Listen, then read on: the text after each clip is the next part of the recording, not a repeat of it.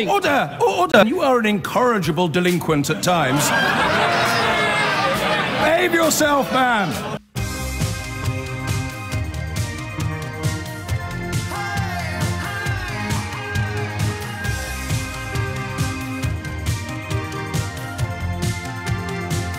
We begin with something that I think cuts to the very heart of modern politics and to the increasingly current, if you like, conundrum regarding Jeremy Corbyn. And by that I mean he is now making quite a lot of sense on quite a lot of issues. And Carillion and today's PFI story enforce that notion. Now, a spending watchdog has warned that paying for schools and hospitals through the Private Finance Initiative will cost hundreds of billions of pounds. The National Audit Office said taxpayers will have to foot a £199 billion bill for projects outsourced to private companies over the next 3 decades under the PFI. The report was compiled even before one of the government's main PFI contractors, Carillion, went into liquidation earlier this week. Our business editor, Siobhan Kennedy, reports. The plastic roof of this school academy flapping in the breeze. It's on a checklist of dozens of jobs that the government's private sector provider, Carillion, was supposed to fix. It had a complex contract to maintain the building for 25 years. But rather than feeling left high and dry by Carillion's collapse, the head here is relieved. I have a list of 196 things at this school which need to be done, ranging from the large air conditioning, the roof, down to block toilets, dripping taps, light bulbs that need to be changed. And that's the level of angst, hassle, non-delivery that we've got from this contract. Part of the problem, he says, is that Carillion ran this Private Finance Initiative project, or PFI, through a complex web of special purpose vehicles and other companies. There was too much bureaucracy that only served to push up the costs. I do know that in education, a lot of these PFI contracts are very poor contracts. They are hugely expensive. We think often 20 to 25% more costly than providing a service in-house, and they really aren't delivering for schools. So in my view, we need to have a very serious look at whether we can get out of some of these contracts. It's not just schools. Today's damning National Audit Office report raises questions about the value of all PFI projects. There are now 716 of them across the country. The government will have to pay £199 billion more for the services over the next 30 years. But the report says these projects have higher costs than if the government simply provided the services through the public sector. For example, some PFI schools cost 40% more. The government has always claimed that PFI deals offer the taxpayer value for money, but even here the report was equally damning. It said ministers' claims had never been backed up by evidence and as such were unproven. And it revealed another nugget. George Osborne, as Chancellor, considered bringing all the PFI projects onto the government's books, but the change was rejected for fear the extra debt could undermine Britain's credit rating. Instead, PFI was rebranded as PF2 with a promise of greater transparency and accountability on costs. So far, there have been 6 projects under this new model, and one of them is this flagship metropolitan hospital in the West Midlands, run by, you guessed it, Carillion. We know the government's initial price for the Metropolitan Hospital was £350 million, but that was later revised upwards to £430 million when the contract was agreed. But what we now know is that spiralling costs on that and 2 other projects were, in the end, partly responsible for tipping Carillion over the edge. So the government's promise of transparency and accountability, in this case at least, weren't delivered. The taxpayer has not been getting value for money from PFI. Now, it was perhaps reasonable to look at PFI at one point if it was going to save the taxpayer money. But if we know that it's not, then there is no justification for using it. All well and good, but let's not forget PFI projects ballooned in use under Tony Blair and Gordon Brown. But they were continued under the Tories too, and even in the case of Carillion, expanded to include a new high-speed 2 rail contract, just weeks after the company had issued a massive profit warning last summer.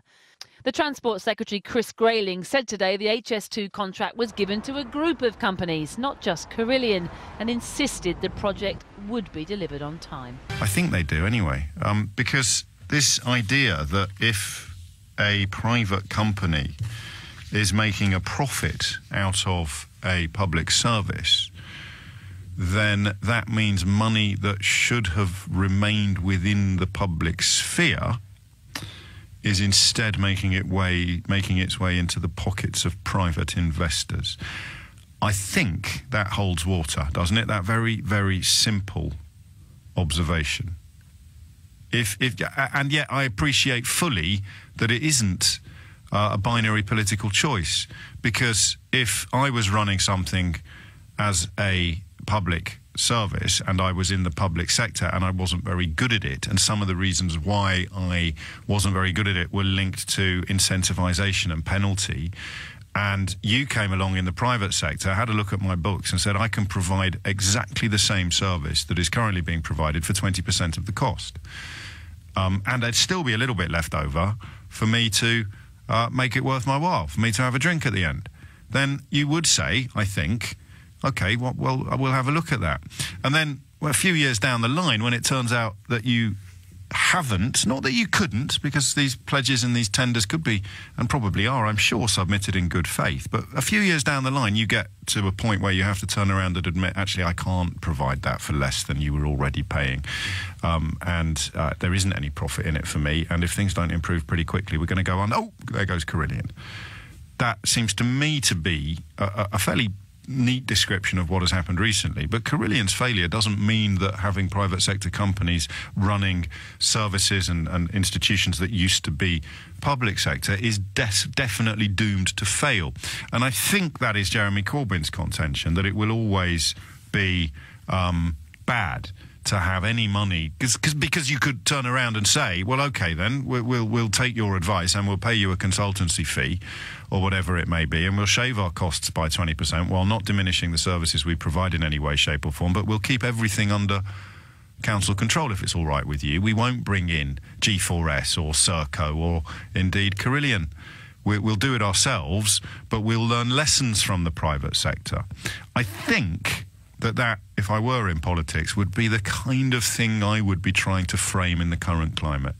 Now, I think the public sector can learn a lot of lessons from the private sector, but where it cannot follow the private sector is into the area where profit is accrued by private investors from the provision of services to citizens, services that we would file under essentials, you know, our utilities, our transport, and, of course, our schools and the building of prisons and similar. Is that fair enough? 0345 60 60973. If it is not fair enough, if I've got anything wrong so far, that's the number you need to give me a quick heads up, because that is now, I think, where Corbyn is going, isn't he? Yesterday's interventions at PMQs, while far from, and this isn't a criticism, it's just a description of fact, he's not a great performer at PMQs.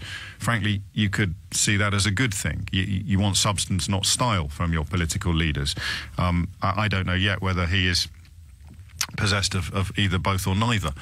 Theresa May coming pretty close to the conclusion, aren't we, that she has neither substance nor style. She's certainly not strong and stable. In fact, before we go today, you must remind me to give you a quick heads up. It's the first anniversary of that Daily Mail front page that portrayed her as the new Margaret Thatcher and laid out in great detail how she was really going to stick it to the EU during negotiations. What a difference a year makes, eh? So that is why I want to draw your attention today to PFI. I'm slightly resting on my laurels on this one, because we were knocked out on Monday by the quality of calls on Carillion, so much so we ended up doing it for 2 hours, and then another hour on Tuesday. And I have to tell you, I can't remember a week in which the quality of calls to this programme has been so astonishingly high. So thank you for that, and don't let me down today, because I don't think last week, if this PFI story had started bubbling around, I don't think I'd have had the confidence to open up the programme and say, could you just explain it to us? If you really get it, talk us through the pros and the cons. But Monday's show has given me the confidence to do that. So come and talk me through the pros and the cons. 0345 6060 973 is the number that you need. If you're not across the story that I'm alluding to, then you should know that the National Audit Office has said today that Britain has incurred billions of pounds in extra cost for no clear benefit by using the private finance initiative. So these are contracts under which schools, hospitals and other facilities are built by the private sector and then paid for over a period of time by the public sector. One of the reasons, if I understand things correctly, one of the reasons why the story resonates with me is because I think it's much more expensive for the private sector to borrow money than it is for the public sector. So if you were building it under the auspices of your local council public money wouldn't be as expensive as the private money that is used by the private sector to build what would have been built with the public money, which then has to be repaid out of the public money, but over a period of years, so it doesn't appear in one big drop on a balance sheet. I think this is why Gordon Brown liked it so much, because it could somehow dilute public spending. You could actually commission a £100 million hospital, but in that year's budget, you'd be paying a fraction of the cost, but you would, of course, be paying it every year for the terms of the contract. Ooh. I'll just sit back there, feeling quite clever. Have I got that right? And therefore you can see the attraction. It's a bit like putting stuff on the credit card, isn't it? When you haven't got the money in the bank. But you end up paying more on your credit card than you would have done if you were lucky enough to have the cash in hand. And it is still less than 10% of overall public expenditure. So PFIs, although big, are not that big a slice of the public expenditure pie. So my question for you, I think, is in the specifics of today's National Audit Office report, are PFIs all good or all bad? You talk me through your experiences of them. Jeremy Corbyn told Parliament yesterday that Carillion was evidence of a broken system and a costly racket. He called for these sort of companies to be shown the door. I presume there are examples of PFI that are quite positive. The GMB has weighed in, describing them as a catastrophic waste of taxpayers' money and the projects as financial time bombs. Why? Well, very simply, because over years, these projects cost between 2% and 4% more than other government borrowing. And on top of that, you've got significant additional fees. This is a report due to be published today. Talk me through it. Phrases that I don't fully understand include break clauses, extra costs, in-house, if necessary, if it wins the next general election, is Labour's promise. We'll bring them back in-house if necessary. How's that going to work? I mean, can that work? Will that work? Does that work? 13 minutes after 10 is the time. Tell me what you know about PFIs, and then tell me, and this is what I really want today, because it moves us into the sort of broad sweeps of political thinking rather than the slightly grimy detail. What do you think about the suggestion that any arrangement that lets private investors take a profit out of providing a service that is essential to the public is wrong? Because I think we've spent 30 years thinking that it's not only fine, but it's actually the best way to do things. 0345 6060 973. I think we've spent 30 years. Tony Blair and Gordon Brown certainly had no problem whatsoever with PFIs. David Cameron and George Osborne similarly had no problem whatsoever with PFIs. Theresa May and Philip Hammond, I think, seem similarly enthusiastic, although the Carillion experience has probably given them pause. Is there, whether it's Corbyn flavoured or not, is there a sense in your mind that it is actually time to question the way things are? Well, we can't just keep saying, well, we've done it like this for decades, we'll carry on doing it like that. Give me a buzz and just let me know where the...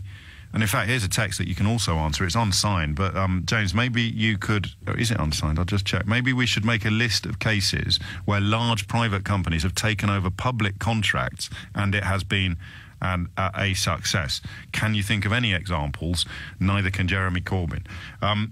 Whenever Jeremy Corbyn comes up, I'm quite happy to take all the brickbats and abuse for being right-wing. But I would, just in my defence before we start, point out that according to The Sun yesterday, I'm a professional lefty, so I can't be a right-wing shill for neoliberalism and a professional lefty, can I? What? Oh, yeah. This is, of course, Brexit Britain. PFI contracts will cost, according to the National Audit Office, billions of pounds more than they would have cost had they been done under normal government borrowing. There are also significant additional fees. I'm just doing the 5, I think, the why, what, where, when, and what's the other one? Why, what, where, when? I'll just do the 4. What? Who, why, what, where, when? 0345 6060 973. Lee's here. Lee, who, what, why, where, when? Hi, good morning. Fantastic. Well, I think with PFI contracts, I mean, they were brought in when the government, a couple of things, the local government just wouldn't make some decisions. So there was some national infrastructure and some things needed to be built, and the governments weren't making the decision. What I would say, there's some fantastic, amazing examples where where they were done. Street lighting contracts, road infrastructure, some amazing ones where they were controlled, they were set, and people had to tender for these things, and it was very highly regulated and looked after. However, would it be better than what was done before? Yes. Mainly because anyone, I mean, I very rarely come across people in local government with any kind of sensible business head. Yes. So when things had to have been done, the only way you get things done, like upgrading street lighting to as one example, or a road, is you get the private sector who's got clever people and business who can make decisions. Local government, I've never, well, you rarely come across people who can do that. And obviously, make decisions. Neither of us are going to be 100% on either side of this conversation, but obviously the fellas running Carillion were considered until this week to be very clever business people. Yeah, I've also come across ones where they were crazy run, where I know one in particular where there's a hospital. If the guy in the office on the 6th floor wants a new light bulb in his desk lamp, it's written into the contract that the PFI contractor, like a Carillion or a number of the ones that operate those, can charge £150 to replace a light bulb. Yeah, and now, these are not tabloid exaggerations. These things really do happen. No. I've seen 150, and there's even RPI on that, so God knows what it'll be in 10 years' time. These are the additional fees, the significant additional fees on top of the borrowing that's already more expensive than other government borrowing. Yeah, but I also think, on that instance, though, do you hate the player or do you hate the game? So it wasn't Carillion that set that number. Yes. That was the number that was put into the contract 5 or 10 years ago when people said, is there anyone out there that can build a hospital for free? And people said, yeah, we'll borrow a bunch of money at a higher interest rate than the government can, and the government can pay us back, and we'll build it, which is like putting a hospital on a credit card, right? Exactly that. So, and if they didn't, I mean, this is the problem, though, isn't it, with economics? He says, as he wades into an incredibly bovine statement, is you don't know how much money the government's got. So when the government say, well, we had to do this because we couldn't afford it, then if you're feeling a little bit lazy and possibly provocative, you say, well, hang on a minute, you just found £1 billion for the DUP down the back of a sofa. Why do you have to borrow? Pay back the private sector borrowing at a punitive interest rate if there's £1 billion spare there? Do you see what I mean? How do you prove that the government couldn't afford to finance it themselves, rather than letting the private sector finance it at a higher cost that they then pay back over years? Yeah, well, the fact is, you haven't got clever business people. I'm not having this, Lee. I'm not. I know you've already. I'm not having it, mate. You've given us a little bit of balance, but most of the business people I've met are you know, neither now nor some. Some of them are good at their job, and some of them are bad at their job. And the notion that they're clever, and also, if you think, why can't you just hire the clever business people to tell you how to run it within the public sector? Why do you have to actually start throwing money at them? Because the public sector won't pay. Well, they have to start paying then. Yeah, no, I agree. No, I think we're in agreement. The best thing you can do is employ clever business people in local government. You know what it is? And if they demand 253, 400,000, whatever it is, they will pay themselves 10 times over. Exactly. Because how much is they paying if they work for a Carillion who will shaft them for 120, 300, 400 million? I'm in a difficult situation. I'm in a difficult situation here, Lee, and I sense you know of what you speak, but I'm not following you completely. I can only apologise. Yeah, well, How would you do it? Because also, why do you need PFI to do street lighting upgrades? Surely the councils can afford that. Oh, they can afford it, but again, local... Oh, no, I'm even more confused. Yeah, they can afford it, but they don't make decisions. Right. Yeah, I'm still confused. Too many people, they're all sitting in a room going, should we do it, should we not do it, should we do it? Let's just pass it out, and then we can blame someone else if it failed. Yeah, okay. No, I like that. That sort of moving of risk. Saw it with the kind of the TMOs, the tenant management organisations, that we came to a much better understanding of. But sadly, too late, of course, for the people who perished in the Grenfell Tower tragedy. I follow Lee about 80% of the way, and the missing 20% is my fault, because as with a lot of stories that we're trying to explore on the programme at the moment, we're coming to them a little bit cold, because they don't lend themselves to sort of tribal boo-hurrah. They lend themselves to slightly nuanced consideration. So Jeremy Corbyn, I'm told, and I don't know that this is true, is essentially espousing this essentially Scandinavian mixed model, where you recognise that there are some things the private sector will do better than the public sector, but they should be a point of last resort. 03456060973. Lee suggested street lighting upgrades. Colin was really asking originally in that text at the top of the show for big contracts undertaken by a private sector company that were previously provided by a public sector company that you can point out as a sparkling success. We'll put some of Lee's suggestions on the list, but I think we'll probably balk slightly at describing them as sparkling. Ian is in Huntingdon. Ian, what would you like to say? Hi. Well, I used to work for a company that was involved in some fairly big techie PFI deals, not so much the physical infrastructure stuff. And two of the ones that we were involved in that were definitely a success. One of them was the automation of the UK passport application system. Yes. I don't know if you remember when it went to those brown forms. That particular deal was actually was one of the very few deals that I thought the government purchased well. And what they did is they paid the company for the outcome. So the company was paid a certain number of pence for every passport application successfully passed to the Home Office. Yes. I think it was the Home. And that worked really well. The company took a huge risk designing custom hardware, software, the process, everything. And the government just paid for the outcome. And that worked well. And it worked first time. And what would have happened? What would have happened if that risk had backfired?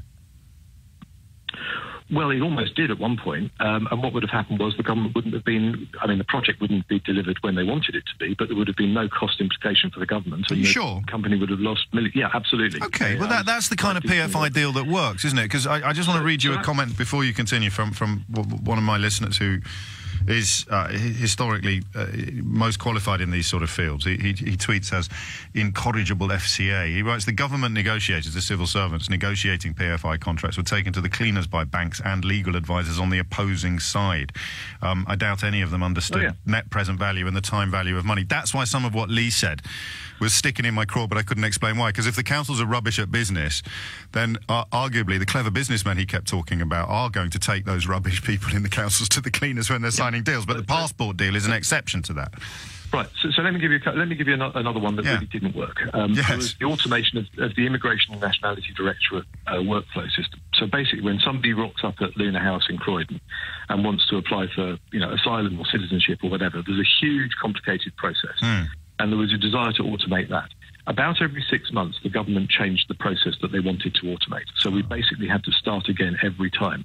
And then there was a change of government, and there'd be a change of cabinet minister who'd have his own or her own new ideas. And the thing never worked. And it cost the government huge amounts of money, because every time they made a change, of course, all the contracts, there was a whole change management process that meant they paid more money for it. It was an absolute disaster. I don't think it ever went live. And the PFI and the company involved is not as perturbed by that as they should be, because the money is still coming in. Well, actually, that's not true, because the guys on the team wants to deliver something valuable. We actually want to do something. You want to have something on your CV that says you've delivered something. Just earning the money for delivering nothing is awful. Well, you say that. It sounds like quite nice work if you can get it. Right, senior management don't give a monkeys, right? Senior management looking at the bottom line, quite right. Now, the interesting thing is, though, that what's behind this is the fact that government procurement is rubbish. I mean, if you look at the NHS IT system, you look at military procurement, and the reason that they're rubbish is because they won't hire from the commercial world. And the reason they won't hire from the commercial world is? It's cultural. It's not actually money. I don't agree with that. What actually happens is that they only want to promote internally. So if you look at any job spec for any senior civil service IT post, which happens to be the one I'm familiar with, you'll find that part of the specification almost requires you to have spent your life working in the civil service. I mean, I happen to know this. Okay. I don't know if you remember that there was a big furore about a couple of years ago with the Chief Information Officer of HMRC who got outed. So I actually went for that job before he got it. I was down to the last 3, I was told. Fools. And I didn't get it because I'd never worked in public sector, despite having worked on the other side of PFI deals. And the traffic in the opposite direction is rather ugly, isn't it? Where you find people who were councillors or people who perhaps... Actually, I'll give quite a good example. No suggestion of any impropriety whatsoever, for the benefit of the lawyers listening, but a couple of people from Boris Johnson's high command ended up going to work for the engineering company that had got the contract to build the bridge that never was. So the traffic in the other direction will go, won't it? But it won't. You're telling us it won't go in the opposite direction. Well, the interesting thing about that is I also worked on a couple of council outsourcing projects where you took on people who... Well, I want a radiator for this, right? Right, let's not get carried away. No, okay. So I worked on one where where the people who had worked for the council were transferred over to us as a process called TUPE, where people can transfer from one to the other, keeping all their terms of employment and so on. And the thing is, those guys, they were fine. They were intelligent and they were hardworking. But I'll tell you what, they were so constrained by the mentality that they'd been with for their entire career, that the idea of radical change or doing something different or coming up with a great idea and actually going to see their manager just didn't happen. They just wanted to go to work, do whatever it was they were told, go home again.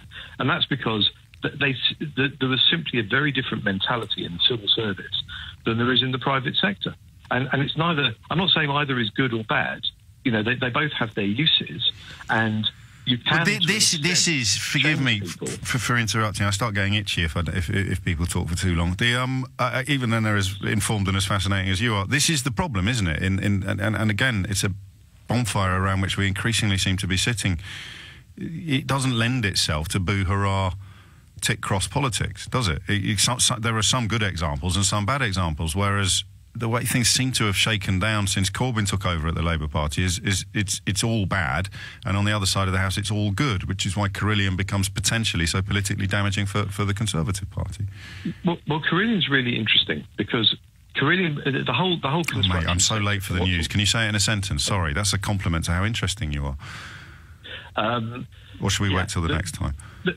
The government thinks it's really clever by driving the lowest possible price. Yes. What actually they do is they simply increase the risk, because the only way the company can make money is by finding backdoor methods to increase their cash flow. The value engineering. Reverse value engineering and extra costs. So the government are high-fiving each other for what is on the bottom line without realising that it's not the bottom line. There are about 10 other lines beneath it. Or possibly not without realising, but without caring.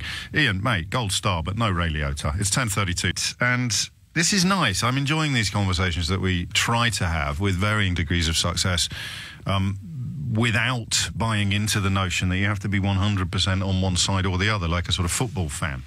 And here's the thing, right? If you look at Carillion, and if the reason why Carillion went under is because they bid too low in order to get the contracts, they couldn't really sustain them. And then you look at some of the claims about this system that describe value engineering. So once the bid has gone in, you then try to find ways to save money.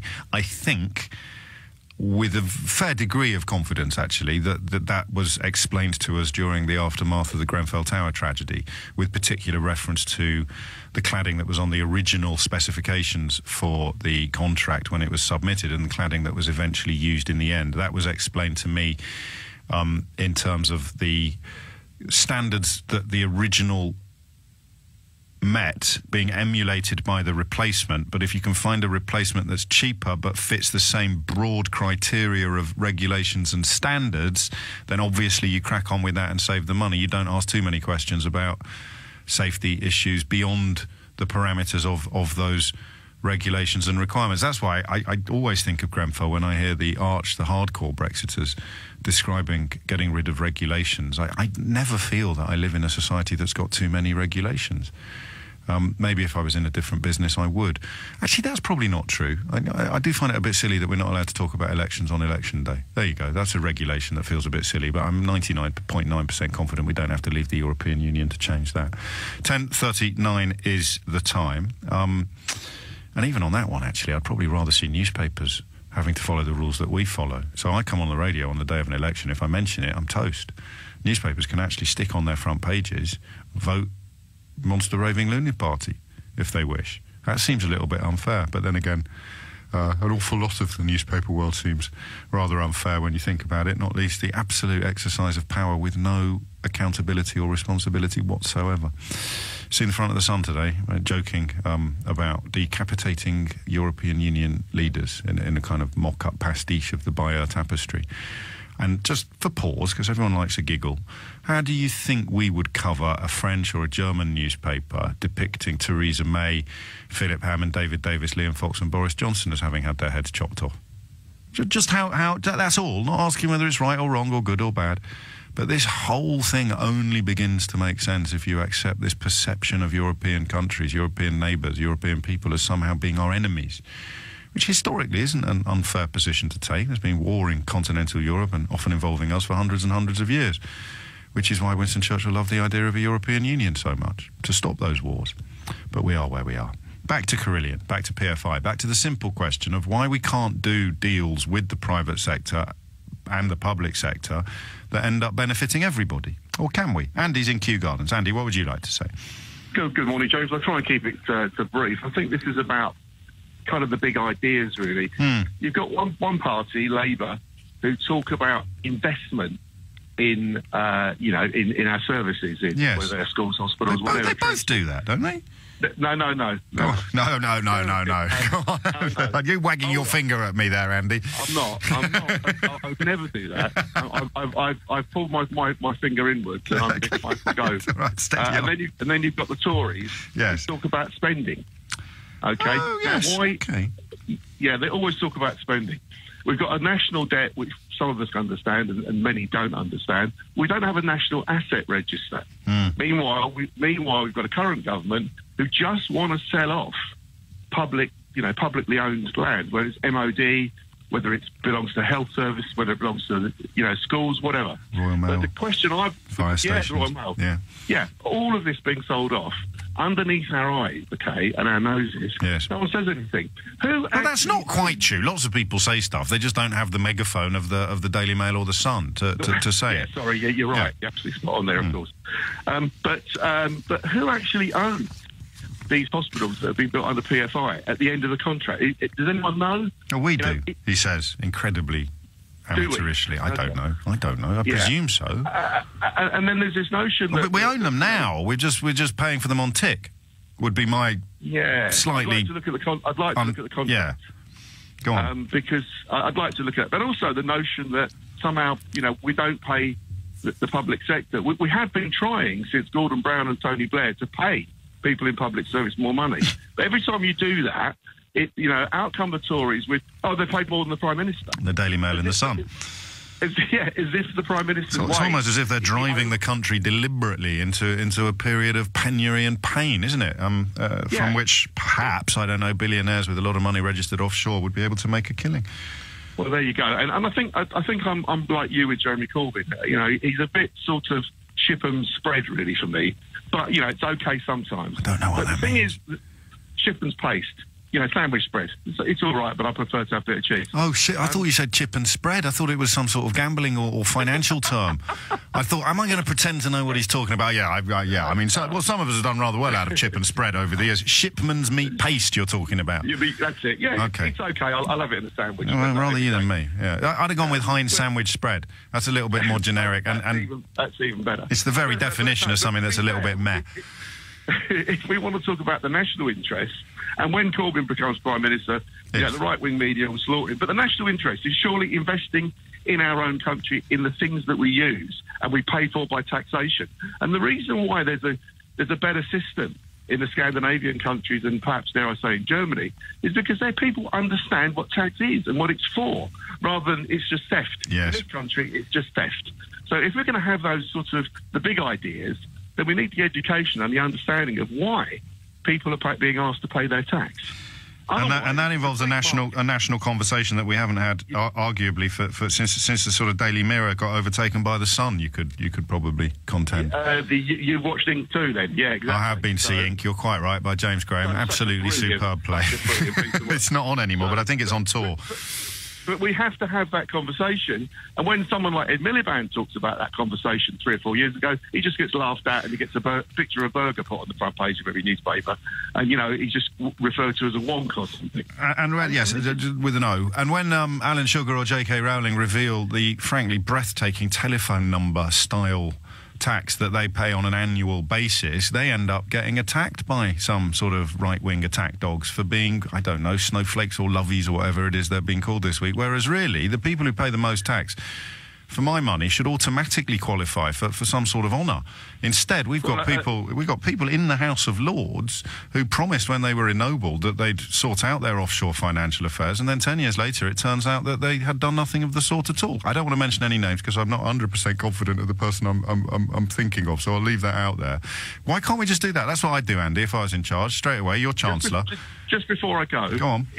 What they do is they just invent a new phrase. Virtue signalling is what I would call doing decent things for other people. No, but they have to make it negative. Look at all the things that have been made negative. Signaling. Yeah. Progressive, so bad being progressive. Go backwards, much better than going forwards. Progressive, exactly. And I think Corbyn and the young people who are signing up to that are onto something. I think that the how is going to be much more difficult. Yes. Actually how. Well, that's me. There you go. That's me in a nutshell. In principle and in some sort of... I'm not going to say utopian or idealistic or naive, because as Andy rightly reminds us, it happens in Scandinavia. I suspect that my confidence is lacking in the arena of looking at the pinnacle of the Labour front bench and dredging up a belief that they really could pull this off. You got it. Yeah. All right. Mind how you go. We'll crack on with this PFI conversation, but I do have to do another little Brexit backstop. If you compare the front page, I'll do it in a minute, possibly after the 11, but if I'm just comparing the front page of the Mail 1 year ago today to that letter that the Secretary of State for leaving the European Union sent to the Prime Minister last month. When I explain it to you, I think that, of course, unless you've got your fingers in your ears and your eyes shut, I mean really screwed shut now, and not just fingers in your ears, but kind of rubber bungs as well, earplugs, you'll just join me in going, what are we up to? This is yet another example of almost unbelievable absurdity, but that is Britain at the moment. 10:51 is the time. So, of course, is this tension between public and private sector, and the increasing conviction, I think, that something has to change. It doesn't have to be this way. A lot of people suggesting they're on the same bus as me when it comes to the principles espoused by Jeremy Corbyn and John McDonnell seem increasingly attractive, but the confidence that they are the men to deliver these principles is still lacking. I make no apology for that. I think it's very important that I'm honest with you about these things, but anyone who listens to the programme on a regular basis will know that my motto is that there's no point having a mind if you never change it. So watch this space. Yusuf is in Maida Vale. Yusuf, what made you pick up the phone? Yeah, I've been listening to this. I've been in the industry myself in outsourcing. I've worked on a lot of major public sector contracts. And the problem is, the basic problem, PFI in theory is a good idea, but it's been hijacked politically, one. Other thing is that to run PFI, you've got to have the expertise. In the public sector, the problem is the people who are running it are not the professional people. They've been working, they may be a tax inspector in the previous life, and they've been put in the front line to run a procurement contract with no expertise. Yes. So they get kebabbed then. They get kebabbed by the private sector companies who come in and tell them, oh, you need this and you need that. It's like someone trying to upsell you insurance in Currys. Yeah. And believe me, private sector have made obscene money. I've been working in the private sector on a public sector contract. The company I worked for, we made obscene money. But there was opportunity, because the problem is the government washed their hands. It was political, whether it's with Labour or Tories, doesn't matter. And when Corbyn said in-house, it's very well to say in-house, bring it in-house, but they don't have the expertise to run in-house. This is precisely what I was trying to articulate before you came on, is that I kind of, as a broad ambition, I'm all in favour, but I need to see detail of how it would be delivered. And these phrases like bringing it in-house are very easy to utter, rather harder to explain. And we've been there before. They just don't. If they have to employ professional people from the private sector directly into the public sector to run the procurement, the process. But why can't they do that? Andy and Kew Gardens explained it as being some sort of cultural reluctance, as if it, you never get sacked for buying IBM type attitude. The public sector is like our own world. The way they do promotion, the jobs offered there, it's an in-house thing. It's a closed shop. It's very difficult. I've seen it. I've been there. Believe me, I've worked. I do believe you. Let's say that. Why wouldn't I believe you? I've seen it. Yes, of course I believe you. And I've been telling the government this is wrong. How? But there's so much you can say. What have you been telling them? Have you been telling them? Because when I was working in the thick of it, I had access to public sector people.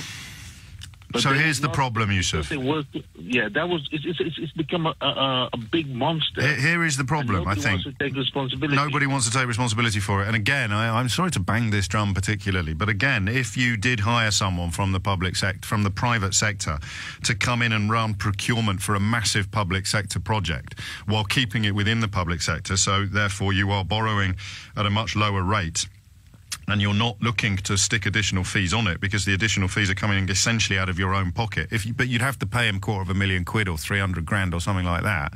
And if that was coming out of the public purse, then the Daily Mail and the Sun would go bonkers. But if you're giving it to a bloke running a private company, even though almost all of the money they earn is coming from the public purse, somehow they're all right with that. It's almost as if they have a financial interest in misleading the British public. Yeah, and the other thing... I hate the way you say yeah. Stop it. You say yeah as if you haven't listened to a word I just said. and can I ask, James, can I add something else? Of course you can. On Carillion. Yes. Right? And I give an example where it's been obscene money. They had a contract in Midlands for a hospital where one of the cleaning costs of the building was 30,000. Yes. What they put was 300,000. The actual cost was 30,000. How did that happen? Put a budget, yeah. Because they put a budget figure. The government, the public government signs it. There's no looking back at it. But surely they'd have said, how much did it cost last year? What were we paying last year? Why are we going to suddenly stick an extra zero on the bill? They just don't look at it. And the way it can work is if the government employs independent people to do contract compliance and assurance. Is the contract delivering what it should be? Not some big company consultants will charge you millions. No, but you just need to. But you need to pay. You need to pay a lot of money, and that would be the political obstacle. But again, we're back to the people that have billions of pounds offshore, getting cross about the idea of somebody coming in to save a council a fortune, but getting paid a fairly big whack themselves for doing it. If they're working for a private sector company funded almost entirely by public sector money, these people are cool with it, because they've got shares in the company. But if you're paying someone the same amount of money, but keeping them in the public sector, where they are likely to work harder to save money rather than work hard to raise more money, then no one's got shares in it. So your newspapers aren't going to go anywhere with it. And I'm obsessing about the newspapers a bit this week because I've been in them. But I should say, for anybody thinking about politics or public life, I have now been monstered by the Daily Mail and the Sun. And I think I can fairly confidently state that nobody under the age of 40 gives a fig. So I kind of don't fit into that generation. But if you need an illustration of how much power the newspapers are losing, and I think this possibly explains why the rise of Jeremy Corbyn prior to the last general election went unremarked, huge swathes of the population are no longer following the newspaper-led agenda. We still are on this radio station and indeed on this programme, because I don't know how else to do it yet, but I'm working on it. Chris is in Ealing with the last word on this one. Chris, what's it going to be? Good morning, James, you old Trotsky. Hang on a minute. I'm a right-wing neoliberal shill today, mate.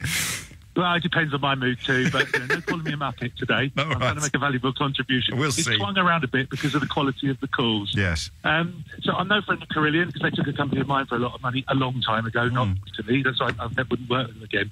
But the problem with PFI, there's a few things wrong with PFI. The whole concept of PFI was brought around to do an off-balance sheet thing for an organisation that needs to build something for which it had no money. Yes. There's a lot of things, but very simplification's gone this way. It's a bit unfair on some people. So actually, you can borrow cheaper in the public sector off of something called the Public Loans Works Board, which is cheaper than any borrowing you can get. The problem is all the conditions around that meant that local authorities, some housing associations, hospitals had to ignore that very cheap money, 3% or less in some cases, because they didn't have the legal framework to access it, because the kinds of schemes they wanted to build were excluded.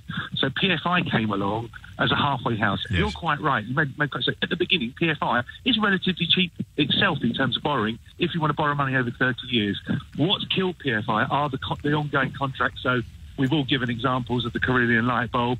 There is a joke in the industry, how many Carillion workers did change a light bulb? It's four more than it changed the man who comes from the Yellow Pages.